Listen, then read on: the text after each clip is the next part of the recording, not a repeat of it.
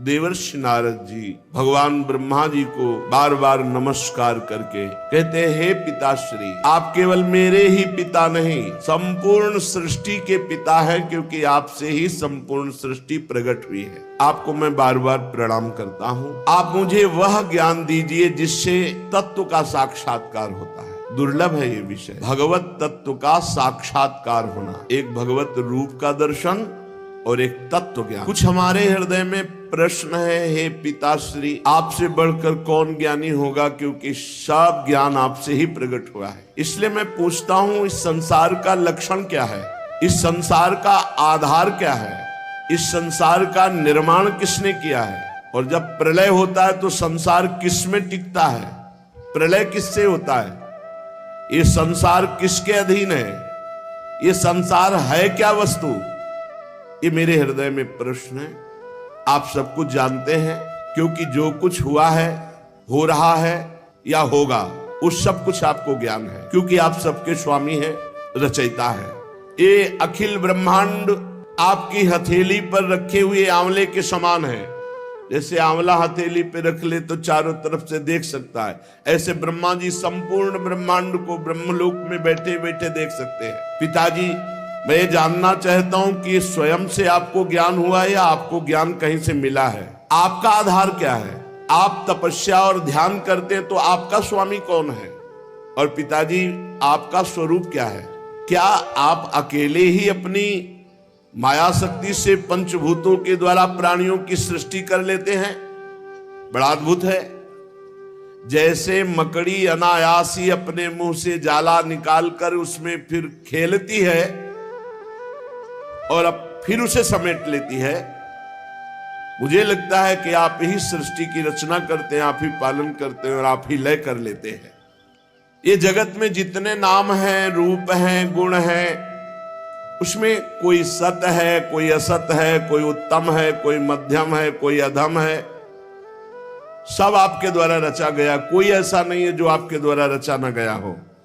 इसलिए मुझे तो लगता है सबके ईश्वर आप हैं।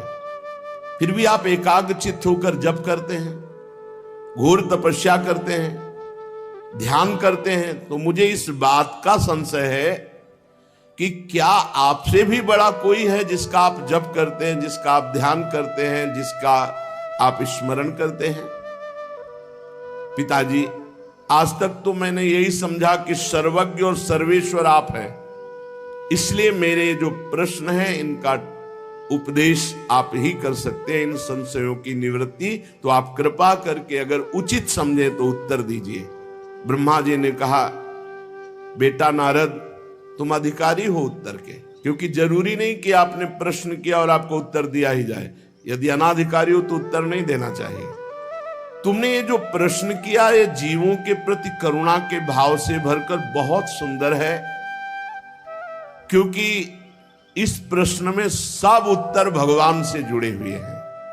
तुमने मेरे विषय में जो कुछ कहा वो असत्य नहीं है, क्योंकि जब मेरे से परे तत्व का ज्ञान नहीं होता तो सब कुछ मुझे ही समझा जाता है। सूर्य, अग्नि, चंद्रमा, ग्रह, नक्षत्र, तारे जिनके प्रकाश से प्रकाशित होते हैं, और मैं भी जिनके प्रकाश से प्रकाशित हो रहा हूं, वो स्वयं प्रकाश चिन्मयानंद स्वरूप भगवान श्री कृष्ण। मैं उन भगवान वासुदेव श्री कृष्ण की वंदना करता हूं, उनका ध्यान करता हूं, जिनकी दुर्जय माया से मोहित होकर लोग मुझे जगत गुरु कहते हैं, ब्रह्मा जी कहते हैं। ये उन्हीं की प्रकट की हुई माया है, उनके सामने ठहर नहीं सकती, झेप कर दूर से भाग जाती है शर्मा करके, क्योंकि भगवान की ही माया है। अज्ञानी जनों को ये मोहित करती है। माया का लक्षण ममाहमिति दुर्धेया, मैं ऐसा, मैं धनवान, बलवान, कुलवान, ये मेरा, ये मेरा, ये मेरा, मैं और मेरा, ये माया का स्वरूप है। गोस्वामी जी ने भी लिखा है, तुलसीदास जी ने, मैं अरु मोर तोर तै माया, जेहि बस कीन्हे जीवन काया। संपूर्ण जीवों को अधीन किए हुए। लक्षण क्या है कि इसके माया पकड़े हुए? बोले मैं अरु मोर तोर तै माया। इसी में फंसाती है। ये मेरा, ये तेरा, ये मोर, ये पराया, ये मेरा है, ये मैं हूं। ये माया का लक्षण है। लक्षण जैसे बुखार का लक्षण है, पीलिया का लक्षण तो जाना जाता है इसके पीलिया है, इसके बुखार है। ऐसे ये थर्मामीटर है। क्या? मैं के आगे जो कुछ लगा वो सब माया। सारे संसार के और मेरे एकमात्र स्वामी भगवान श्री कृष्ण हैं। मायापति भगवान ने इस संसार को कैसे रचा? एक से बहुत होने की इच्छा की। एको हम बहुश्यामा। भगवान ने अपने को बहुत रूपों में प्रकट करने की इच्छा की। जे ही ऐसी इच्छा की ते ही माया प्रकट हो गई। इच्छा ही माया है। इच्छा रहित हो गया तो माया मुक्त हो गया। जाहि न चाहिए कबहू कछु, जो सकल कामनाहीन जे माया मुक्त है। न सोचती न कांक्षती, माया मुक्त है। इच्छा ही माया है।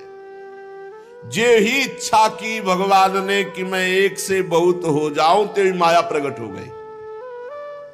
भगवान के हृदय से मूल प्रकृति का प्रादुर्भाव हुआ।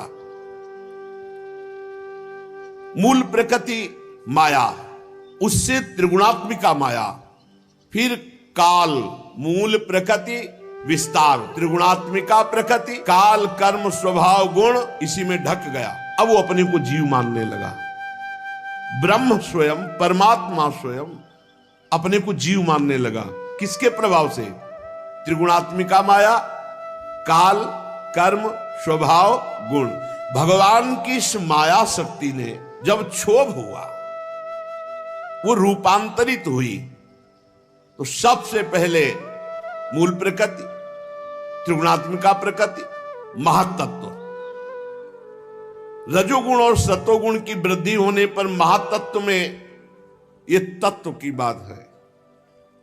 तत्व के द्वारा सृष्टि का वर्णन। एक है रूप के द्वारा सृष्टि का वर्णन। भगवान श्री हरि शयन कर रहे हैं, उनकी नाभ से कमल प्रकट हुआ, कमल से ब्रह्मा जी, ब्रह्मा से संपूर्ण सृष्टि। और ये तत्व का, नारद जी ने पूछा था तत्व का मुझे बोध। तो भगवान से, ब्रह्म से मूल प्रकृति, मूल प्रकृति से त्रिगुणात्मिका प्रकृति, सतोगुण, रजोगुण, तमोगुण, जब ये रूपांतरित हुआ त्रिगुणात्मिका प्रकृति, तो महातत्व प्रकट हुआ। और महातत्व जब रूपांतरित हुआ तो उससे ज्ञान, क्रिया, द्रव्य रूप तमः प्रधान विकार हुआ। इसके सुनने मात्र से ज्ञान का प्रादुर्भाव होता है, जिसे अहंकार कहा गया। ब्रह्म से मूल प्रकृति, मूल प्रकृति से त्रिगुणात्मिका प्रकृति, त्रिगुणात्मिका प्रकृति से महातत्व, महातत्व से अहंकार। जब अहंकार रूपांतरित हुआ तो तीन प्रकार का, वैकारिक, तेजस, तामस, सात्विक, राजस, तामस।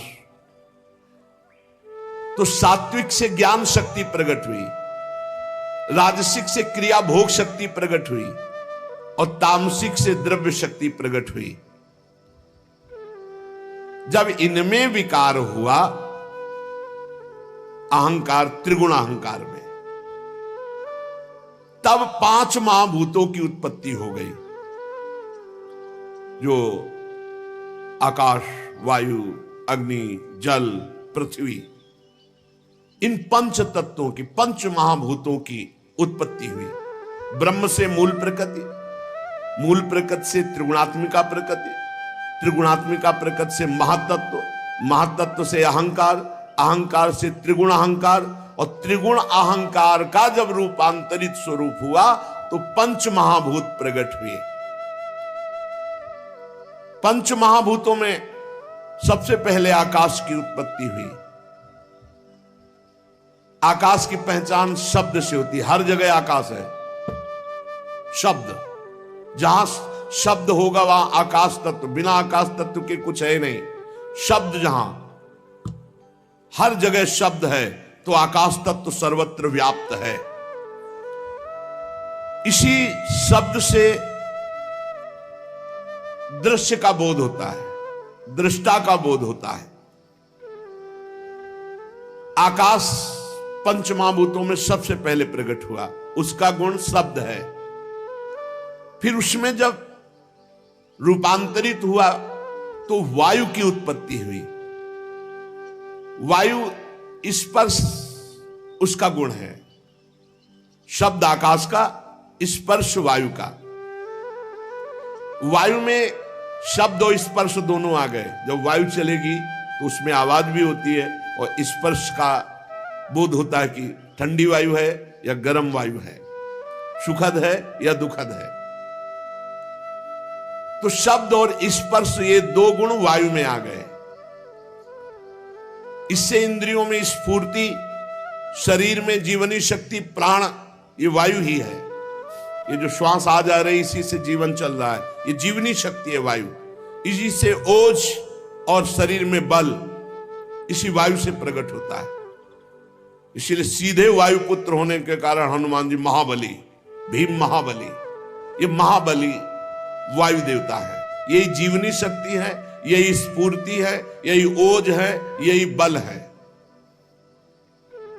जब काल कर्म और स्वभाव से वायु में विकार हुआ तो उससे अग्नि की उत्पत्ति हुई। इसका प्रधान गुण है तेज रूप, और इसमें आकाश वायु के भी गुण आ गए, शब्द स्पर्श रूप। तेज में जब विकार हुआ तो अग्नि से जल की उत्पत्ति हुई। यह है कर तुम अन्यथा कर तुम भगवान की शक्ति।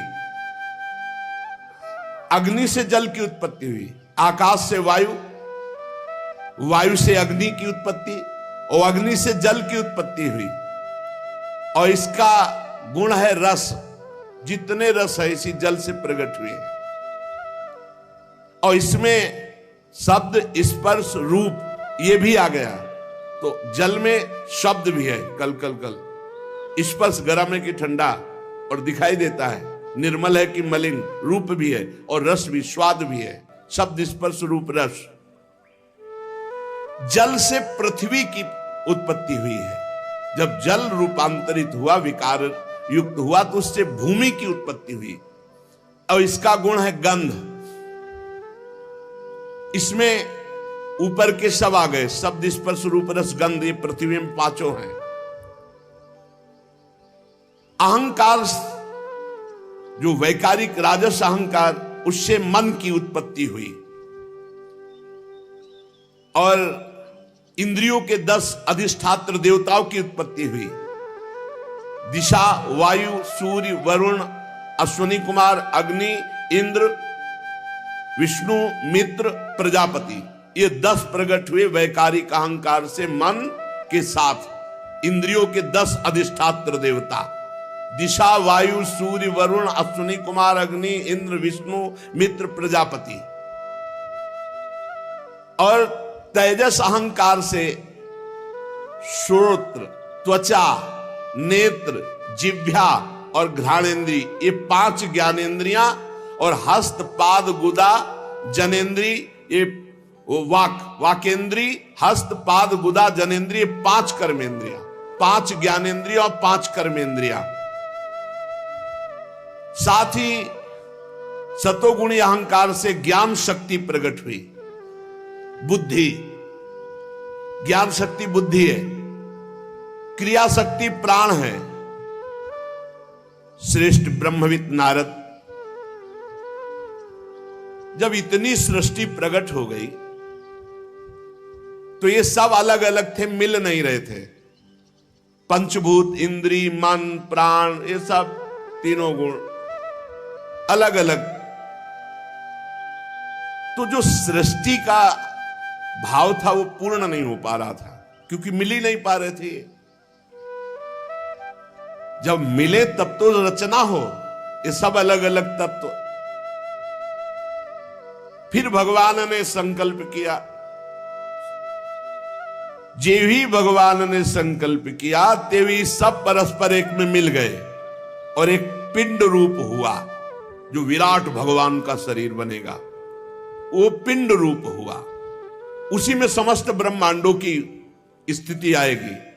बड़ा विराट पिंड बना, संपूर्ण पंचभूत, इंद्री, मन, सतोगुण, रजोगुण, तमोगुण, प्राण सब एकत्रित हो गए। लेकिन 1000 वर्ष तक महान जल में पड़ा रहा वो पिंड, कोई चेतना ही नहीं। अब मिल तो गया पर चेतना नहीं। भगवान ने विचार किया कि पूरा सब कुछ हो गया, अब इसमें चेतना नहीं आ रही, जीवित नहीं हो रहा। भगवान उसमें प्रवेश कर गया। पहले भगवान ने इच्छा से सब उत्पन्न किया और उसमें स्वयं भगवान प्रवेश। ये जो स्वर निकल रहा है ईश्वर ही का निकल रहा है, सब में वही बैठा है। पिंड तो बन गया, लेकिन चेतना कौन दे? तो चेतना कौन हुआ? स्वयं भगवान। बैठा लो, तुम्हारे अंदर भी स्वयं भगवान चेतना दे रहे, वही बैठे, तुम हो ही नहीं। तुम जो अपने को शरीर लेकर के अलग मान रहे हो, ये अज्ञान है। जो ही भगवान उसमें प्रवेश हुए, विराट स्वरूप भगवान। क्या? जंघा, चरण, भुजाएं, नेत्र, मुख, सब चैतन्य, चेतना जागृत हो गई। इन्हीं में समस्त लोक प्रकट हुए। जितने लोक है ना, वो विराट भगवान के शरीर में ही। पैरों से लेकर कट पर्यंत सातों पाताल, कटी से लेकर चरण तक सातों नीचे के पाताल। भूलोक की कल्पना की गई है नाभि देश में। हम लोग मध्य में रह रहे हैं, 7 ऊपर 7 नीचे। हृदय में स्वर्ग लोक की, परमात्मा के वक्षा स्थल में महारलोक की, गले में जन लोक की, और यहां वक्षा स्थल में तपोलोक की, मस्तक में ब्रह्मलोक की। इनका प्रादुर्भाव विराट भगवान के शरीर में ही 7 ऊपर परम पवित्र लोक और नीचे के लोक। नाभि देश में ये भूर लोक। विराट पुरुष की कमर में अतल लोक, जांघों में वितल लोक, घुटनों में सुतल लोक, जंघा में तलातल लोक, एड़ी के ऊपर गांठों में महातल, पंजे और एड़ियों में रसातल और तालुओं में पाताल लोक। ऊपर के लोक, नीचे के लोक। ब्रह्मा जी कहते हैं, बेटा नारद, उन्हीं विराट पुरुष के मुख से वाणी की अधिष्ठात्री देवी सरस्वती का प्रादुर्भाव हुआ।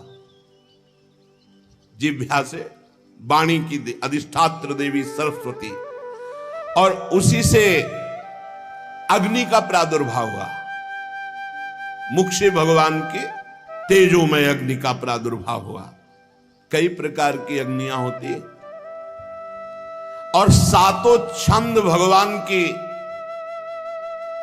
त्वचा से प्रकट हुए। गायत्री, त्रिष्टुप, अनुष्टुप, उष्णिक, बृहति, पंक्ति और जगति, ये 7 छंद हैं। ये 7 धातुओं से प्रकट हुए। मनुष्यों, पितरों और देवताओं के भोजन करने योग्य अमृतमय अन्न, मनुष्यों को, पितरों को, देवताओं को भोजन का विभाग अन्न, सब प्रकार के रस, फल, ये सब पाने के लिए। ये पाप है जो मांस पाते हैं, घोर नरकों की प्राप्ति होती है। जो शास्त्र आदेश करता है वैसे चलना चाहिए। सब प्रकार के अन्न, सब प्रकार के रस, सब प्रकार के फल, सब्जियां आदि, ये मनुष्य, पितर, देवताओं के लिए अर्पित किया जाता है।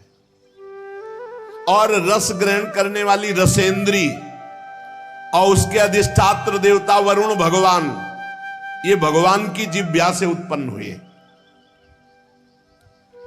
भगवान के नासा छिद्र से प्राण, अपान, व्यान, उदान, समान, ये पांचों प्राण प्रकट हुए। वायु ये जो आ जा रही है, इससे प्राणों का समूह। और घ्राणेन्द्री से अश्वनी कुमार प्रकट हुए। ये सब भगवत स्वरूप प्रकट हुए, ये ब्रह्मा के बनाए नहीं, ये विराट भगवान से प्रकट हुए।